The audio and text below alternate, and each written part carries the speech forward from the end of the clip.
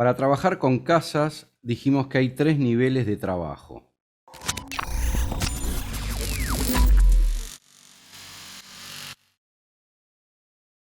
El primero, el contenido de las mismas. El segundo es comprender el modo de vincular una energía con una casa. En todos los casos, este razonamiento se hace desde 2 direcciones. Primero, como una cualidad. Un planeta o signo se manifiesta en una experiencia determinada. Es decir, en lo profundo estamos manifestando una cualidad en ciertas zonas de nuestras vidas. Y esto es lo que indica un planeta en determinada casa. Por ejemplo, si tenemos a Júpiter en 2, esto lo hablamos el otro día en el taller, estaríamos manifestando las cualidades de la expansión, la abundancia y la síntesis en las realizaciones materiales. Esto es lo profundo, el cielo que baja a la tierra y que baja a la experiencia. Sin embargo, pese a que esto es lo profundo, nuestra conciencia no lo ve así. Nuestra conciencia debe descubrir este camino. Ella debe experimentar cómo, a través de cierto tipo de experiencias, va formando una cualidad. En nuestro ejemplo, irá desarrollando la cualidad de la abundancia y la expansión, la confianza y la generosidad a través de experiencias de materialización. Entonces hay 3 factores: la energía pura, el modo como ésta se materializa y cómo vive el proceso, o sea, cómo vive el proceso la conciencia, ¿no? Y en todo proceso de vida están en juego estos 3 factores. Otra cosa importante es recordar que en astrología los razonamientos son circulares, cerrados. Nada tiene una sola dirección. Es un pensamiento en todo caso holográfico. El tercer tema cuando tratamos casas es que comenzamos a asomarnos al problema del destino. Ahora, al enfrentarnos con la forma que toma la energía en las experiencias concretas, aparecen temas que nos hablan del destino. Bueno, entonces arrancamos con la casa 7. En esta casa descubrimos el tipo de energía que nos complementa, que nos equilibra. La energía que aparece en nuestra casa 7 nos dice que necesitamos para estar en equilibrio, para estar completos. Sin ella estamos parados en una sola pierna. Como tiene que ver con nuestro lado complementario, la experimentaremos y buscaremos en otros, en nuestros vínculos de complementación. Repito, en nuestros vínculos de complementación. Y eso, por supuesto, van a ser sobre todo los matrimonios y las sociedades. Por estar del lado opuesto, libriano, esta energía tiende a buscarse en el otro. Ciertamente necesitamos la participación de un otro para experimentarla. Pero esto no quiere decir que el otro sea esa energía. Esta es la casa más proyectiva del zodíaco, porque está muy distante de la conciencia. Es nuestro polo opuesto. Pero se trata de una energía que nos es absolutamente necesaria y como la negamos dentro de nosotros, la buscamos afuera. En cuanto la vemos aparecer, entramos en estado de fascinación porque la necesitamos dramáticamente. Nos enamoraremos de ella. Ahora bien, si está muy proyectada, esto puede provocar 2 cosas. En primer lugar, si nos sentimos que está en nosotros, comenzaremos a depender totalmente del otro porque ella ingresa a nosotros solo a través del vínculo. En segundo lugar, si la niego en mí es por algo. Hay algo que no termino de aceptar en esta energía. Entonces, cuando el otro la trae, sigo negando algo. Por lo tanto, el vínculo tendrá una gran dificultad. O sea, acá hay que abrirse a vincularse externamente, básicamente. Acá preguntan cómo es que la negamos dentro de nosotros. Claro, porque es una energía que, digamos, como esta es la casa más proyectiva del zodíaco, siempre se va a tender a negar. Eso no está dentro de nosotros y lo buscamos en los vínculos. Por eso nos atraen. Vamos a ver el ejemplo de Urano en 7. ¿Qué sería Urano en 7? En lo profundo, vamos a decir que la modalidad para ser pareja y asociarse tiene que ver con lo libre y lo abierto, con algo que no busca estabilidad ni seguridad. Digamos, esto es algo que se va a ir creando momento a momento, en el instante. Fíjense qué difícil es para vivir Urano en 7 en nuestra sociedad, ¿no? Entonces, lo que dice la astrología es que en cuestiones de pareja y asociaciones, la persona va a ser uraniana, o sea, el Urano se va a manifestar en el ámbito de la pareja. Ahí se va a empezar a desplegar. Desde el punto de vista de la conciencia, la persona tendrá que aprender los vínculos uranianos.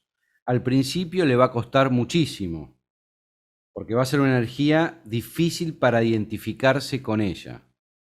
Por eso, si uno no se identifica, lo atrae desde afuera.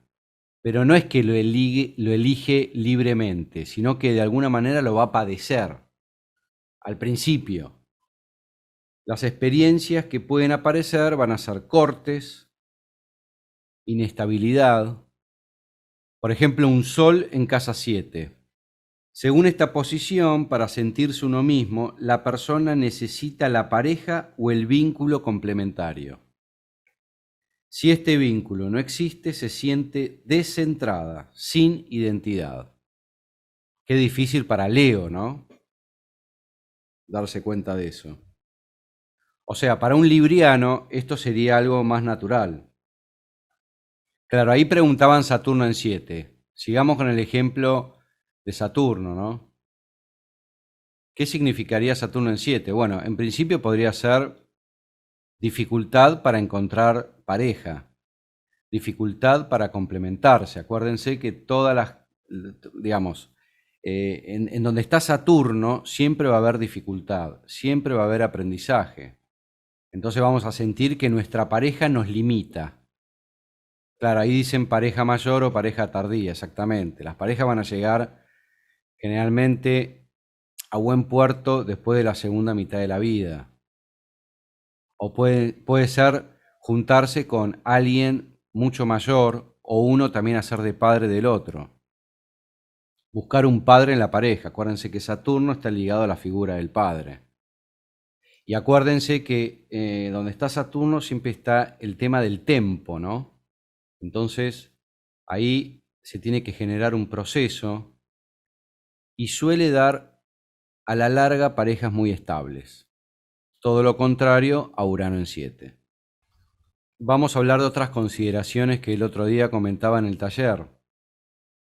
En principio, esta zona de la carta natal, el hemisferio oriental, está más vinculada a uno mismo y la otra, la occidental, a los demás. La zona de abajo a lo subjetivo y la de arriba al mundo, a lo objetivo, a la realización social. Si vemos una carta con todos los planetas en el hemisferio occidental, la persona tendrá una fuerte tendencia a experimentarse a sí misma en los otros. Tendrá una fuerte capacidad de entrega, con el consiguiente riesgo de perderse también en los demás.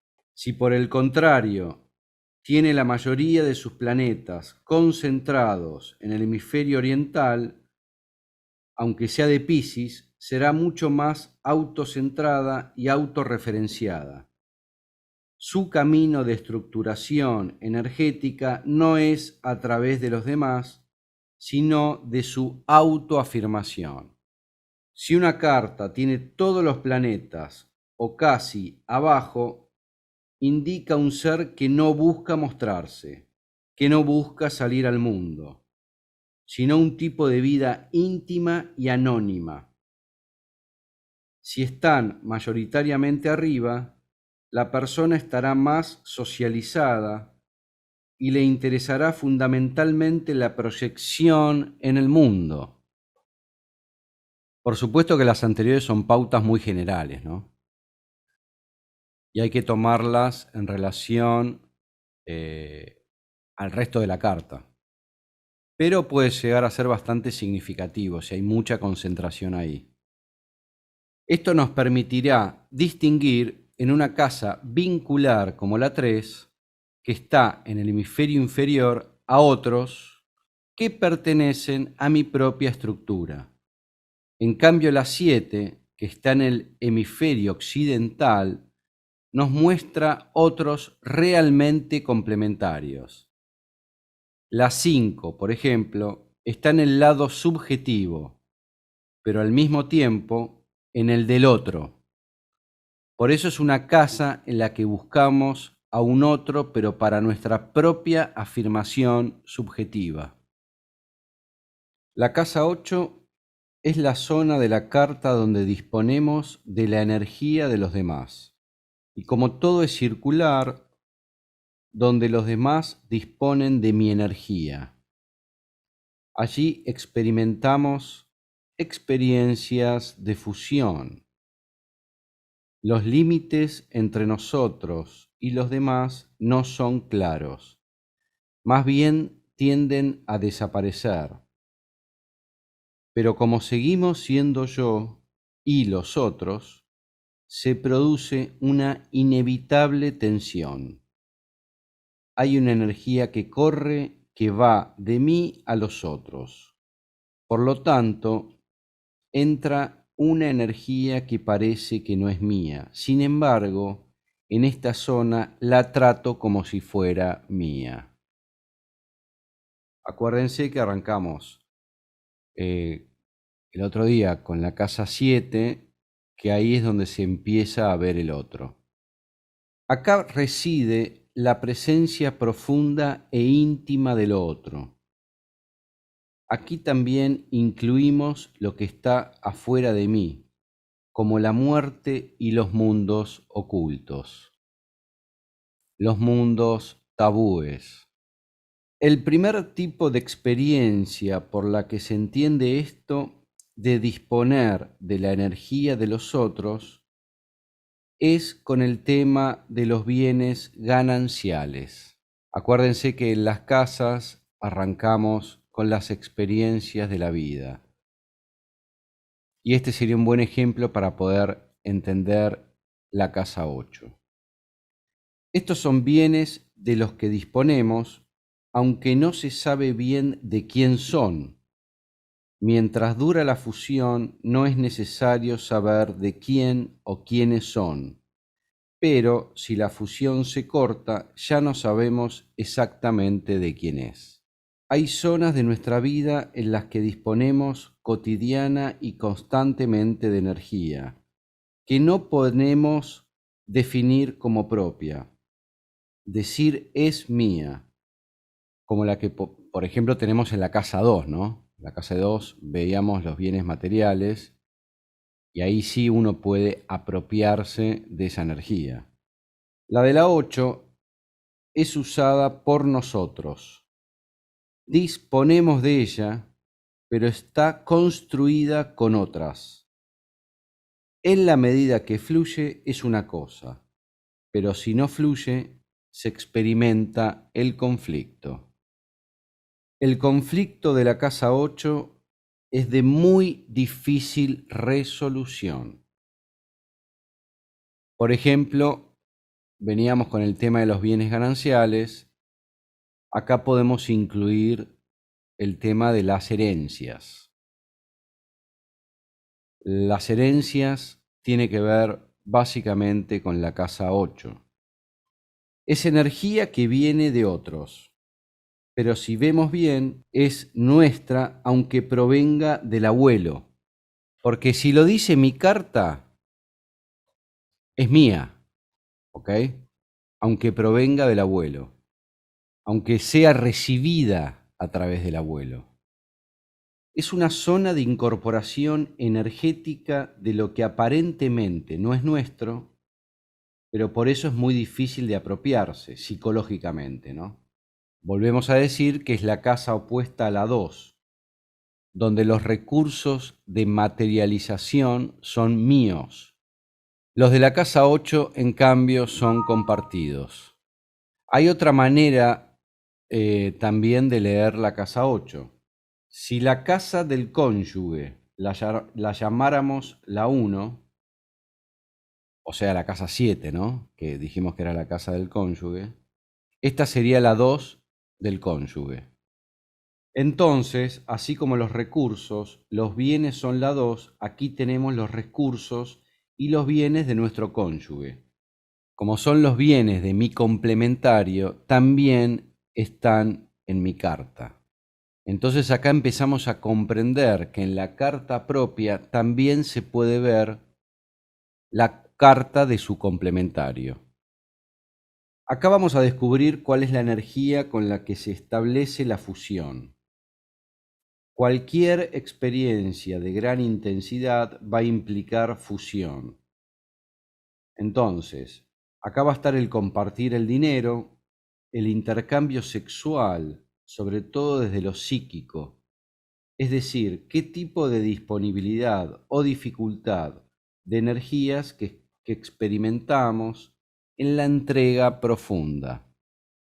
Si tenemos una casa 8 muy habitada, indica proclividad a establecer experiencias de fusión, una tendencia a vivir compartiendo energía.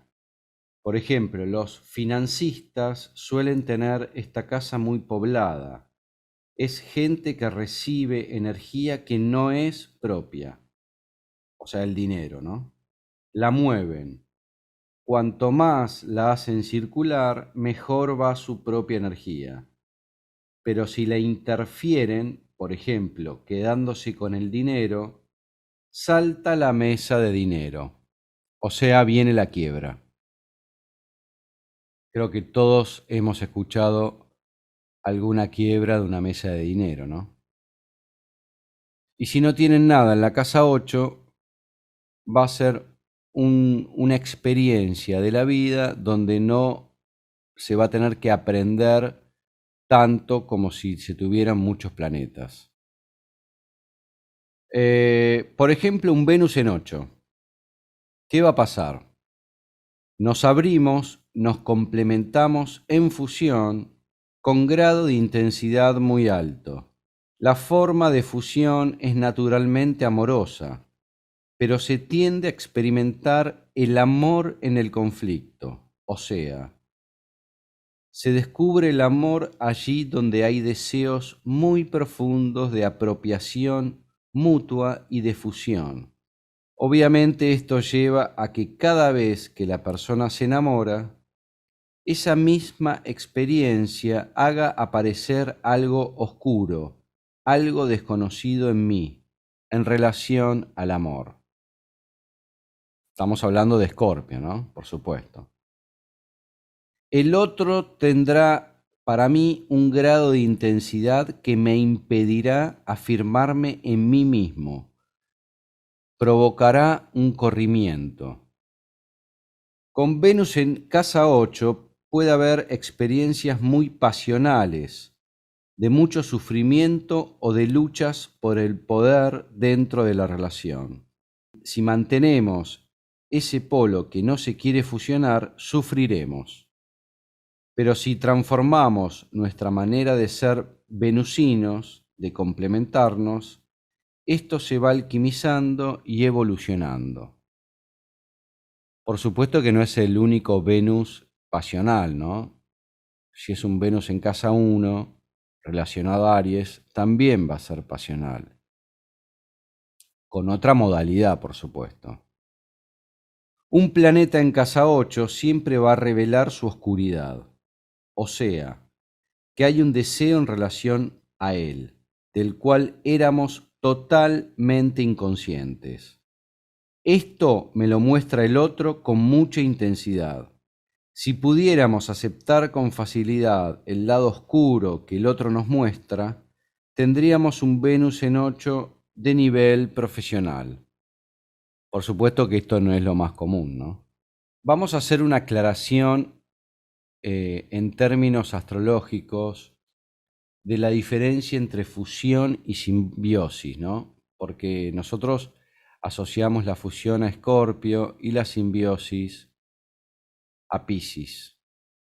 En la astrología relacionamos la simbiosis a Neptuno, en el sentido de crear condiciones para que uno haga una cosa y el otro otra. Si no quiero crecer en este lado, entonces dependo de lo que el otro haga en él. En cambio, fusión lo atribuimos a lo plutoniano, en el sentido de un grado de intensidad en el cual no queda espacio de diferenciación, pero no por pegoteo, sino por intensidad creadora. Simbiosis sería sentirse como el otro, y fusión sería sentirse con el otro, como y con. Esa es la diferencia entre simbiosis y fusión. Siguiendo con el ejemplo de Saturno, que estamos viendo en todas las casas, porque es fácil de verlo, ¿no? Un Saturno en 8 va a tener experiencias de fusión provocando sensación de límite. Hay una dificultad para la entrega en la fusión, porque se siente que en ella se mueve la estructura. Tenemos miedo a la experiencia de la casa que ocupa Saturno, pero si le huimos a esa experiencia, no nos estructuraremos jamás. Por lo tanto, el destino hará que constantemente se creen ese tipo de experiencias de fusión, que ponen rígida y conflictiva a la persona, hasta que comience a resquebrajarse esa resistencia. Hay muchos casos de muerte del padre con Saturno en 8, porque la energía del padre está en la casa de la muerte. Esta es la casa de la muerte. Ahora bien, esto está simbolizando que experimentaré mi estructura a través de la muerte, o sea, negándome y trascendiéndome a mí mismo. Cuanto más muero, más soy yo mismo. Cuanto más me transformo y cuanto más cambio en mi profundidad, más me estructuro. En cambio, cuanto más me afirmo a la resistencia, a la fusión, más me cristalizo. Si el Sol, por ejemplo, estuviera en casa 8, esto va a ser como si fuera una persona muy escorpiana, ¿no? Independientemente de su signo. A través del conflicto, el dolor, el cambio profundo, a través de esas cualidades va a adquirir su autoconciencia. O sea, va a haber muchas experiencias de dolor para llegar a uno mismo. Y un Urano en casa 8, que lo vimos antes en la casa 7. En la casa 8 se encuentran temas muy ricos y profundos, pero hay que acudir a ella con mucho cuidado y prudencia. Por eso todo lo que tiene que ver con lo oculto y lo esotérico va a aparecer acá. Eso como característica general de la casa 8. Y bueno, volviendo al tema de Urano, va a ser que la intolerancia al conflicto y al dolor sea casi instantánea. Hay una tendencia a despegarse de inmediato de ese tipo de escenas. En la medida que se vaya produciendo el proceso con mayor profundidad, se irá descubriendo en la fusión todo el caudal de lo creativo. Vamos a ver la casa 9. La casa 9 la asociamos a Sagitario. Entonces, las experiencias que van a estar en juego se vinculan con lo que está más lejos de mí, con lo que me hace expandir, abarcar lo lejano para convertirlo en familiar. Lo más claro en este sentido son los viajes largos. Vivir 5 años en el extranjero da a una persona una experiencia que la hace algo muy lejano. También se van a encontrar acá los procesos de expansión de la conciencia en general, el modo de educación en función de principios religiosos, éticos y la cosmovisión de una persona. Veamos la diferencia también con la casa 3, ¿no? Que tiene que ver más con la educación racional.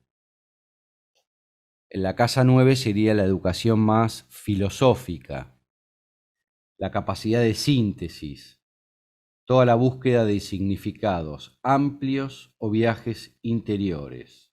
Y siguiendo con el ejemplo de Saturno, el Saturno en casa 9 puede dar miedo a viajar o a la expansión en general. Siempre encontrará una excusa para no viajar, salvo que se trate de viajes de trabajo o por estudio o responsabilidades. Ahí se fluye la energía con facilidad. Entonces puede llegar a ser muy común que un Saturno, tal vez no tan trabajado, pero igualmente es un Saturno 9, está en un tour en medio de, no sé, Europa o Estados Unidos, y de repente recibe la llamada que hubo un problema con algún familiar y tiene que volver de regreso a su país. Digamos que puede dar obstáculos en los viajes. Acuérdense, Saturno tiene que ver también con los obstáculos. Entonces, acá va a haber que alquimizar en la conciencia la expansión con el límite. Aprender a estructurar la expansión. Cuando uno se expande como jupiteriano, lo hace como si fuera un globo. Entonces, si está Saturno, el miedo es que ese globo estalle. Entonces debe buscarse una oscilación entre expansión y estabilización. Esta posición puede llevar a quedarse más chiquitito de lo que realmente se es, por miedo a la expansión. Bueno, si Saturno está con Júpiter, digamos, esto va a estar de otra manera, pero también se vuelve a repetir, porque Júpiter es el regente de la casa 9, ¿no? Entonces, esa temática va a estar, ¿no? El tema de la constricción y expansión. En cuanto a los viajes internos, esta posición indica una mente de tipo científica. Sus principios se basan solo en lo verificable. Es más bien escéptico, no se basa en creencias. Recuerden que la casa 9 son las creencias. Requiere una estructura muy profunda y elaborada y no acepta cosas aparentes y sin justificación. Todo lo filosófico, espiritual o místico corre el riesgo de ser vivido como creencia y en consecuencia rechazado. Si no se verifica, si no hay pruebas, no se avanza.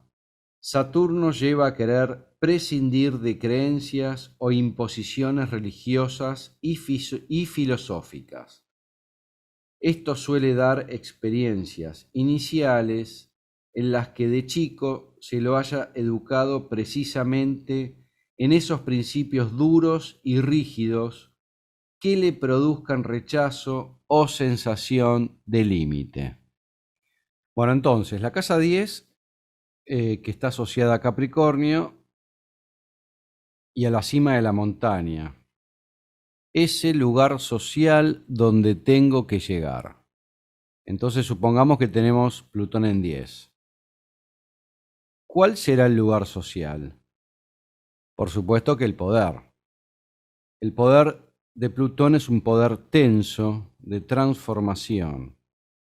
Esto quiere decir que si tengo esta posición, aspiraré a transformar ese lugar que la sociedad me da y no lo aceptaré con facilidad tal como viene. En lo profundo hay necesidad de ocupar un lugar que tenga que ver con la búsqueda, con lo oculto y lo escondido. En lo profundo y en lo más profundo, con la curación. La imagen paterna será psicológicamente muy poderosa.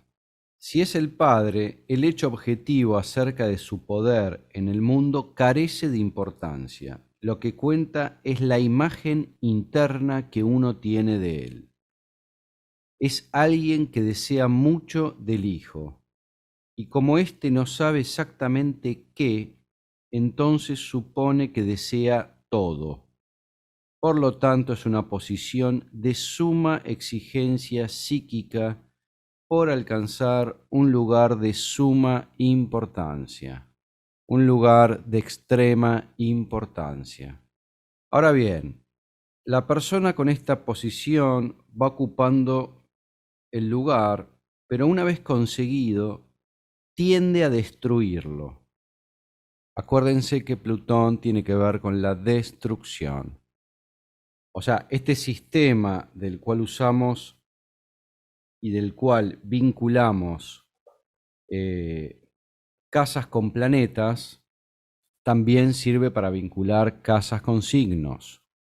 O sea, habría una semejanza, pero no una analogía. La presencia del planeta es más fuerte que la del signo.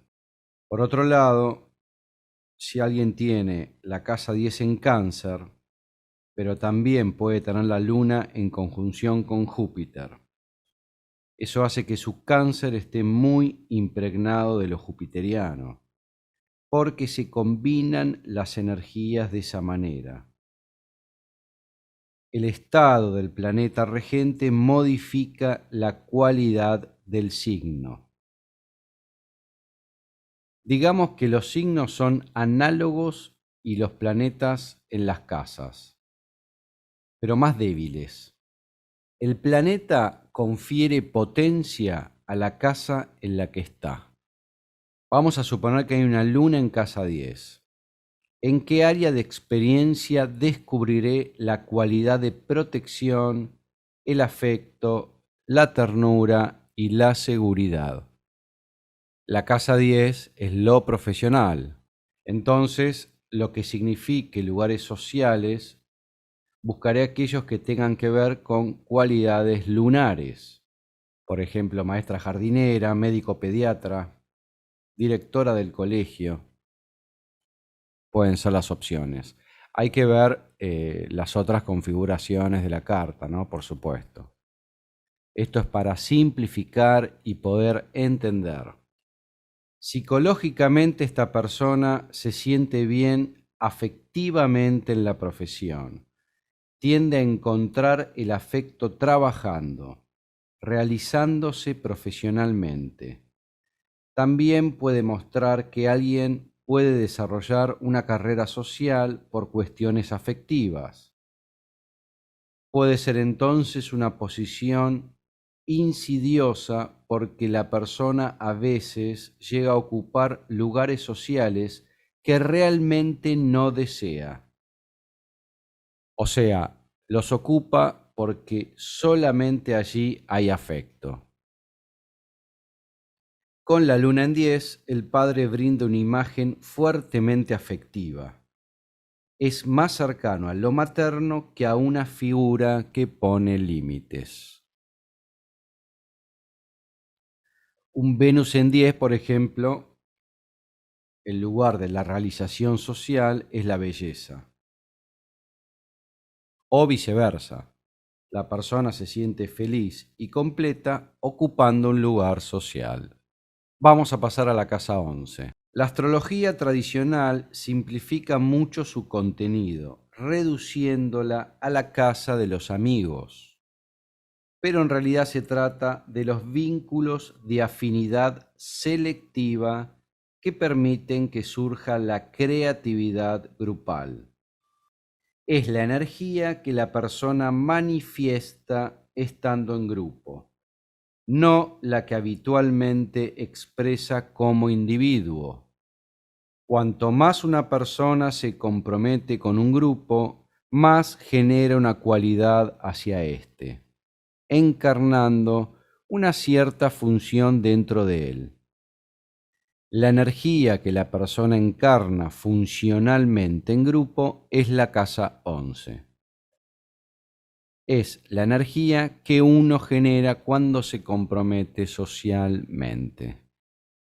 Esta casa tiene que ver con las redes, con las tramas vinculares de tipo social. No hay creación individual, como por ejemplo podría ser la casa 5, que es la opuesta, la casa de Leo. Esta casa es colectiva. En ese sentido tendría algo parecido a la casa 6, solo que esta está más ligada a la noción de trabajo. En el caso de la casa 11 tiene que ver más con el aporte que la persona puede hacer, pero en niveles creativos, descubriendo cosas nuevas. Aquí vamos a encontrar a personas con las que tenemos profunda afinidad. Son vínculos libres. En el caso de la casa 3, ¿se acuerdan que eran vínculos que nos constituyen y con los cuales nacemos? En la 7 tenemos los vínculos que nos complementan y en la 11 vínculos que son de afinidad profunda para crear. Acá puede haber una profunda afinidad con alguien que piensa y siente como uno, alguien que escribió un libro que nos resultó fundamental, o alguien que trabaja de algo semejante a lo nuestro, pero a miles de kilómetros de distancia, sin conocerlo personalmente. O, por ejemplo, las relaciones que se están generando hoy en día con las redes. Uno puede tener amigos de redes que vivan en otros países y no conocerlos personalmente. La afinidad de esta casa es muy profunda. En general, en cierto tipo de parejas, la energía de esta casa es la que más actúa. Por ejemplo, esas parejas que son muy creativas, que juntos crean cosas, tienen en común frecuentemente este tipo de energía. O sea, no solo la de la casa 7. La energía de la casa 11 es más profunda. Esta es una casa muy proyectiva también, ¿eh? Se tiende a ponerla en los amigos. Entonces vamos a ver el ejemplo de Marte en 11. Podríamos decir que alguien pone mucha energía en sus vínculos amistosos, pero también puede experimentar agresión o pelea en ellos. O sea, el poner energía es Marte, ¿ok? La persona tiende a vincularse con gente volitiva, activa, agresiva, y también siente probablemente la agresión cada vez que se vincula grupalmente. También puede sentir que se generan competencias en los grupos con los que se vincula. En el tiempo, esta persona puede advertir que es ella la que genera esa agresión, esa competencia, que va a estar aprendiendo el significado de la competencia y la agresión a través de sus amigos. ¿Se entiende? Saturno en casa, bueno, no voy a analizar todo. Saturno en casa 11, viendo un poquito la seguidilla que estábamos viendo de Saturno, puede significar, bueno, aislamiento social puede ser, tener pocos amigos, sentir que hay un límite en esa área. Pero por otro lado, esa es la área, ese es el área donde uno se va a estructurar, ¿no? Entonces, la idea es que de a poco vayamos tratando de introyectar este tipo de energías. Por supuesto, no tenemos que tener la ilusión que en algún momento vamos a lograr introyectar todas las energías, porque estas son infinitas, son más grandes que uno. Nunca nos vamos a recibir de ningún planeta. ¿Cómo sería Venus en 11, por ejemplo?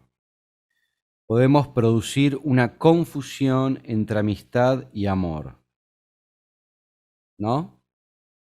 Entonces, antes decíamos que ningún planeta es malo o bueno, es lo que es. se tiene a Plutón como que es un gran maléfico, ¿no? Pero puede llegar a ser maravilloso. Plutón genera muchas enseñanzas. Mismo los planetas considerados benéficos, como, qué sé yo, Venus, Júpiter, ¿no? También pueden llegar a producir efectos negativos. Por ejemplo, un Venus en casa 11, como decíamos recién, y vamos a suponer que esté en el signo de Escorpio, como esta casa suele ser proyectiva, puede llevar a la persona a sentir que es la fea del grupo, mientras todos los demás son maravillosos, artistas, creativos y armoniosos. La casa 12 es la casa más compleja de todas. Por eso lo vamos a ver. Vamos a hacer una breve introducción, pero se va a ver más adelante con profundidad. La casa 12 está asociada a Piscis, y una pista para pensar en esta casa es entenderla como si hubiera estado en todas las casas anteriores.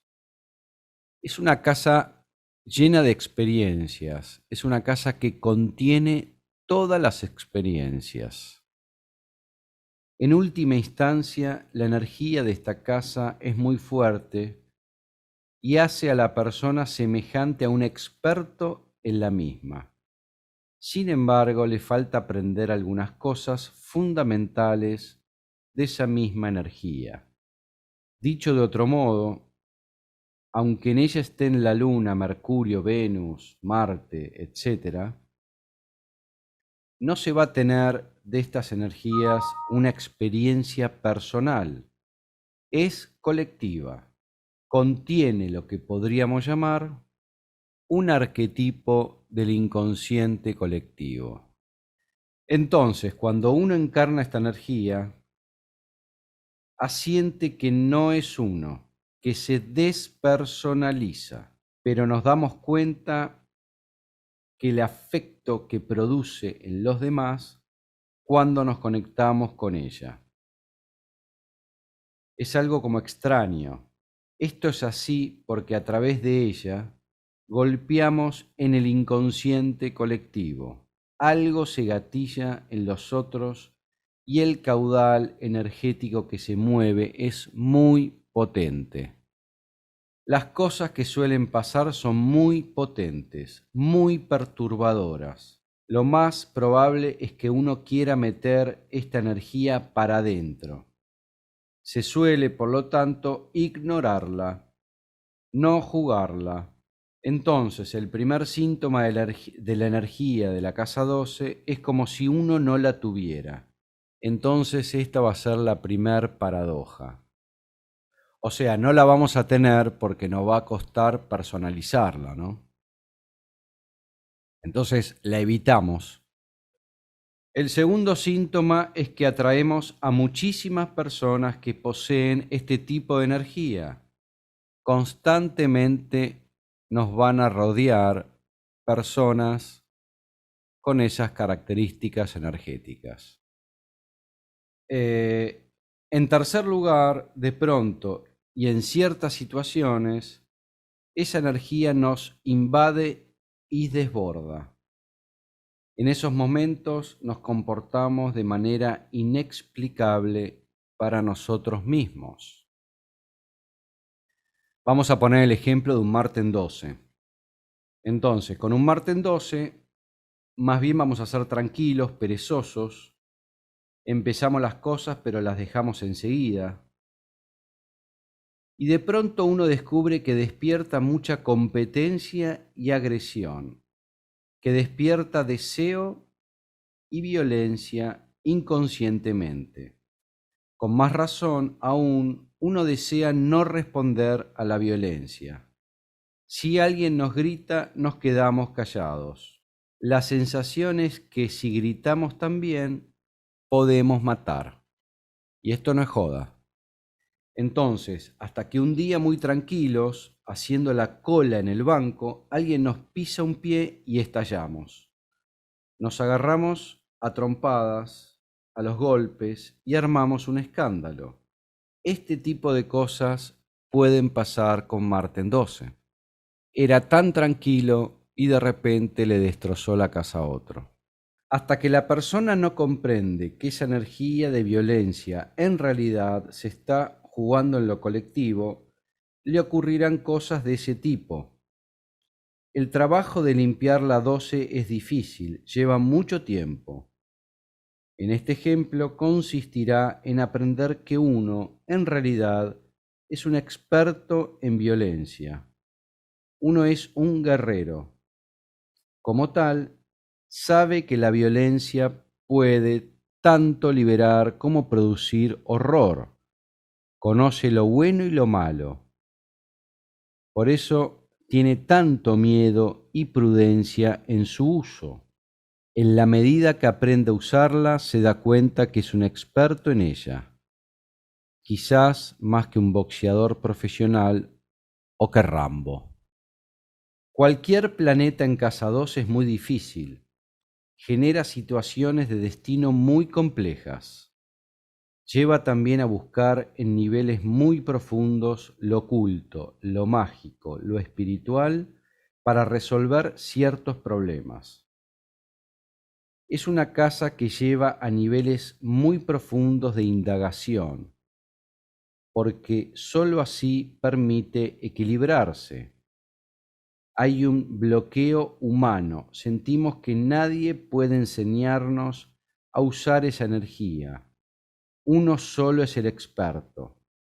En última instancia, puede ser la energía más fuerte de la carta. Entonces vamos a ver algunas cuestiones técnicas referidas a las cartas, referidas a las casas. La zona de mayor peso, de mayor energía, es el comienzo de la casa, o sea, la cúspide. Y es una franja dividida así: un poco más hacia el lado de la casa y otro poco más pequeño hacia el lado de la casa anterior. Eso quiere decir que el que tiene un planeta a más o menos unos 3 grados antes de la cúspide ya está influyendo sobre la casa que sigue. Si está a más o menos 5 grados, allí influye sobre ambas.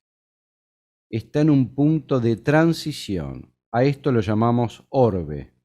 Es la franja de influencia de un planeta. También existe lo que se llama signo interceptado. Supongamos que tenemos la 12 en Virgo, todo Libra adentro y el ascendente en Escorpio. El signo interceptado es Libra, porque no tiene ninguna cúspide. Esta casa va a funcionar por opuestos, de manera que enfrente estará sucediendo lo mismo. En este caso, Aries también estará interceptado.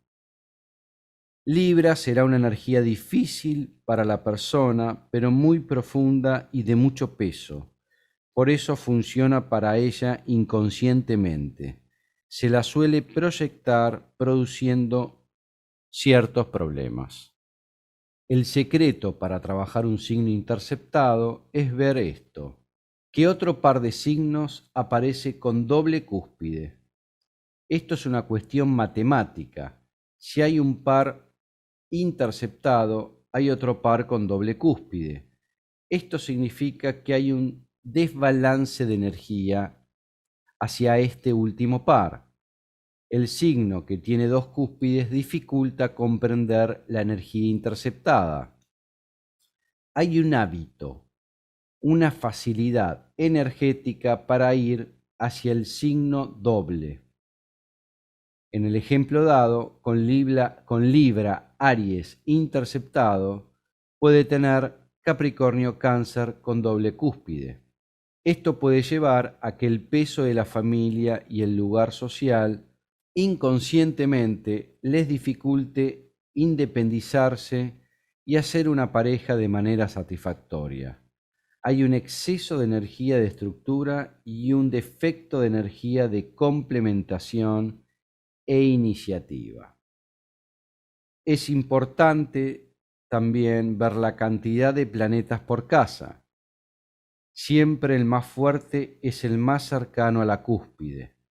El más lejano, por ejemplo, situado ya a 7 u 8 grados de la otra cúspide, es el de menor significación dentro del conjunto. Lo mismo ocurre si el planeta está solo en la casa.